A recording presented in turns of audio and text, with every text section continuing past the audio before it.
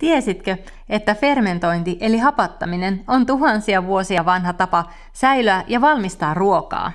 Tämä The Good Guysin fermentointikitti tekee hapatuksesta helppoa ja hauskaa. Setti on todella laadukas ja sisältää kaiken, mitä tarvitset. Tässä on mukana 2 lasista purkkia, 2 lasista painoa, 2 kantta, joissa voit säätää päivämäärän, jolloin olet laittanut hapatukset käyntiin, sekä 2 kantta säilytystä varten.